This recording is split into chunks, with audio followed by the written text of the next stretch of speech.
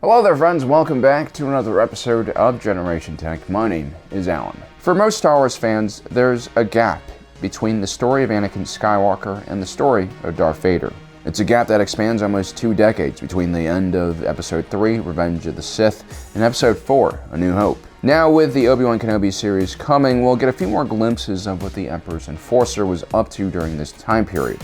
But what has Vader been up to between 19 BBY, the end of the Republic, and 9 BBY, which is when the Obi-Wan Kenobi series takes place? Well, that's what we're going to be talking about today. And no, there won't be any spoilers from Kenobi Part 3, because I haven't seen it yet as of this taping. No. Hey there, future Alan.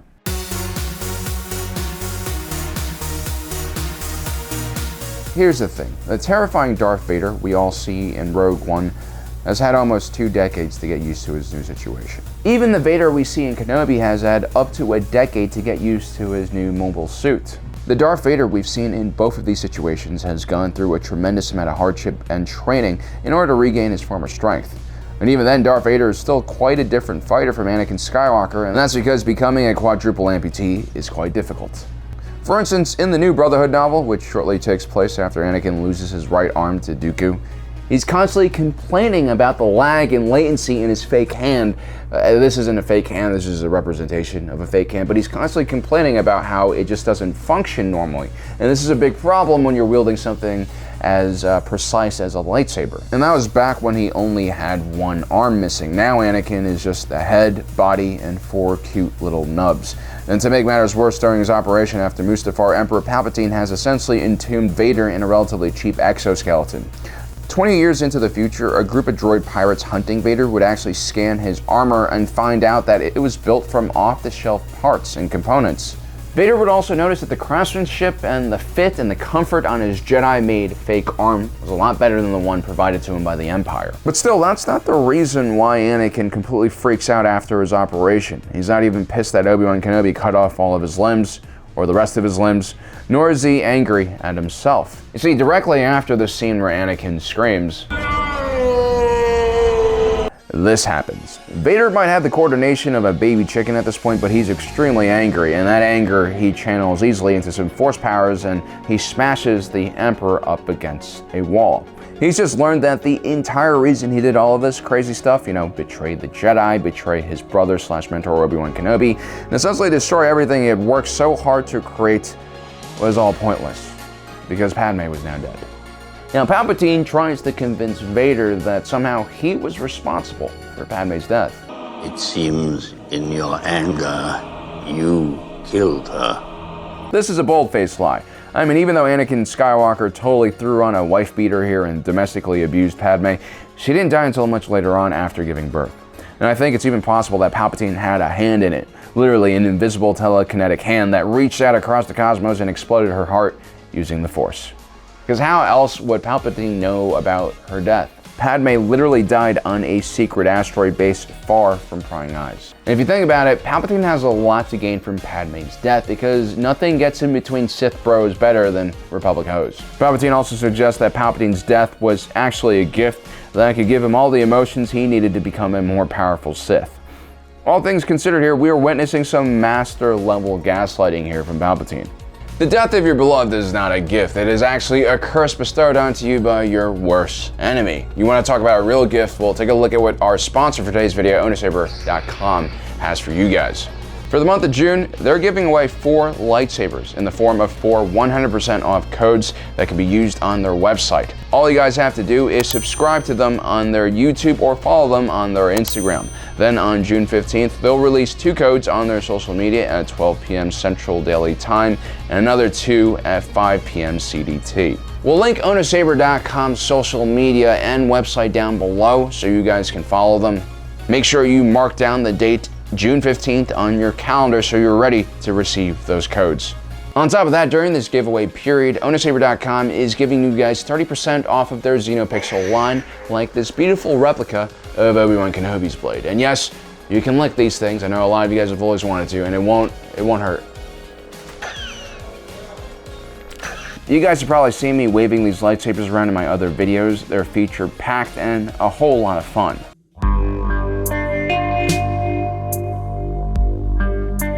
Once Vader calms down, Palpatine shocks the crap out of Vader and then taunts him by asking him where his lightsaber is, because if he had one, he could absorb all that lightning coursing through his body right now. He also tells Vader to never touch him again using the Force or else he'll end him. You see, even the Sith ask before they touch people using the Force. The two then walk towards the balcony, and Darth Sidious shows Vader a ceremony going on down below at the steps of the former Jedi Temple. Mas Amedda is carrying out a lightsaber burning ceremony to mark the end of the Jedi's repressive regime. It's at this point that Palpatine explains to Vader how the Sith get their red blades. Lightsabers get their color from their Kyber crystals, and Sith Kyber crystals must be blood. And so on Vader's first mission, his job is actually to acquire a Kyber crystal, but not any Kyber crystal will do because they're the Sith and they like to do things in a very difficult manner. Plus, if that were the case, they could have just given Vader one of the ones Mas Amedda was burning. The Sith actually have to earn their lightsabers, and that usually means defeating a Jedi. And so Vader, who is still quite awkward and not used to his new limbs, must go on this very dangerous quest without the tool he's most comfortable wielding. His first mission is to steal back a starfighter Palpatine has ordered for him. Without his saber, Vader takes a few blaster wounds. He must rely mainly on the Force in order to survive. Vader then journeys to the Mid-Rim Jedi outpost known as Right Home in search for a Jedi database which will help him find some of the remaining Jedi left in the galaxy to fight. Vader has every chance to tell the clones guarding the station to stand down, but he decides to use this moment as a training exercise. He brings down 4 ARC-170s immediately and then proceeds to assault the base on foot. He even picks up a lightsaber during his attack but discards it once he no longer needs it because, again, he didn't earn this lightsaber. Vader eventually reaches the archives and he begins to look for a Jedi who has taken the Barash Vow. The Barash Vow was sort of like this voluntary self-exile that some Jedi went on as either a penance or as a form of getting closer to the Force, because basically you just sit there by yourself and you contemplate about the Force the whole entire time. You could say that Luke Skywalker took a form of the Barash Vow after Kylo Ren destroyed his temple, although he did technically cut himself off from the Force, so it's not exactly the same thing. Now, Vader's search identifies one Jedi Master known as Kirak Infillah. Jedi Master Kirak Infillah was not just any regular Jedi. Even before his vow, he was known only for one thing, and that was his combat abilities. He never took part in diplomatic missions, he never trained anyone, he never took on an apprentice. He just fought with things. He would spend his exile on the planet of Al-Dolim, living in a Jedi monastery at the top of a mountain. When Vader came to fight him, the Dark Lord didn't even stand a chance. The Jedi Master was clearly quicker and stronger than Vader and quickly destroys his mechanical limbs and flings him off the top of the mountain. As we mentioned before, Vader is still extremely awkward in this new body of his, and during this time period, we'll see him get injured a lot. As a matter of fact, he loses quite a lot of limbs during this period, and he gets to the point where he just is comfortable with losing limbs, and he then would impart that knowledge or lesson to the Inquisitors by cutting off their limbs. But even when Vader does get used to his new limbs, I would say that Anakin Skywalker was still a more skilled combatant. He would use speed, power, and training to stay relatively untouched in most of his battles. Vader, on the other hand, was all about endurance, taking punishment, and surviving. And so he survives getting shoved off that cliff by Master Infillah, and he manages to rebuild himself out of spare parts, an activity he'll have to do multiple times as the Emperor's enforcer. Now, Vader would once again confront the Jedi Master, this time on top of a dam that overlooked one of the local cities. Once again, Vader was quickly wounded by Infillah, but before the Jedi Master has a chance to launch him, a bunch of security personnel interrupt their fight. Apparently, no one is allowed to duel on this very critical piece of infrastructure. Vader, who understood the Jedi very well, tries to launch those security personnel off the dam, forcing the Jedi Master to refocus his attention on saving them. Vader then realizes the Jedi Master's weakness. He begins using the Force to break up the dam that's protecting the entire town. Jedi Master Infillah pleads with Vader to stop and tries his best to stop the city from being destroyed, and Vader takes his opportunity to grab him and break his neck with the Force. I mean, this is the problem with exile. Master Infillah was clearly a stronger fighter than Darth Vader, but I guess he just wasn't used to seeing monsters like Darth Vader, so instead of understanding the situation he was in and fighting to the death, he kind of is just shocked by Darth Vader's darker tendencies and he's caught off guard. Vader would bleed the Kyber crystal that he received, but it's actually a pretty traumatic experience. This is the other side of Vader we need to understand. He still hasn't fully gotten rid of the Jedi part of himself, and so his first attempt to bleed the crystal fails, and instead he's launched into some kind of Force vision of an alternative reality, where he returns to Coruscant and strikes down Palpatine, and then asks for forgiveness from Obi-Wan Kenobi. But Vader then snaps out of it and realizes that this pathway was closed to him forever.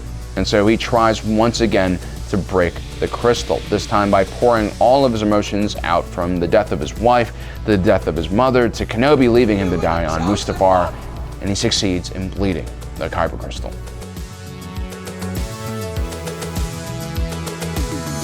Although Anakin technically became Darth Vader the second he swore allegiance to Palpatine in that office, every trial afterwards, from his defeat on Mustafar to the bleeding of the Kyber crystal, were just small steps in turning him from essentially a dark Jedi into a full-blown Sith Lord.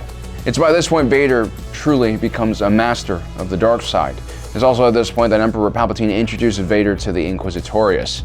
This is an organization that will serve as the main baddies hunting down Obi-Wan Kenobi in his TV series. They're mainly made up of former Jedi Padawans and younglings who were captured post-Order 66. Vader's introduction to the organization happens in the Jedi Temple, where he meets the Grand Inquisitor. He is the strongest of all of the Inquisitors and was a former Jedi Temple guardian. Vader would find him in the Jedi archives. The Grand Inquisitor was fascinated with uncovering the knowledge and information held here. He wasn't allowed to take a look at the stuff when Jocasta Nu was in charge of the library. Vader would duel the Grand Inquisitor and he would easily defeat him. He would then take on the task of training the Inquisitors himself, and he would use the organization on various missions to hunt down rogue Jedi. Darth Vader was ultimately very obsessed with finding Obi-Wan Kenobi, while Emperor Palpatine was just more focused on getting rid of the Jedi in general. So, as you can see, Darth Vader is definitely very vulnerable during this period of time. He's still trying to get his footing. He's having flashbacks all the time from what's happened to him at the end of Order 66. And so, he's definitely vulnerable. And it'll be interesting to see what his fight with Obi-Wan Kenobi will look like in this upcoming series. Let me know in the comment section below what you think about this. What other part of Vader's life would you guys like to learn about? Also, don't forget to subscribe and hit that notification button down below so you don't miss out on the rest of our awesome content. As usual, thanks for joining us today. My name is Alan, reminding you that my allegiance is to the Republic, to democracy,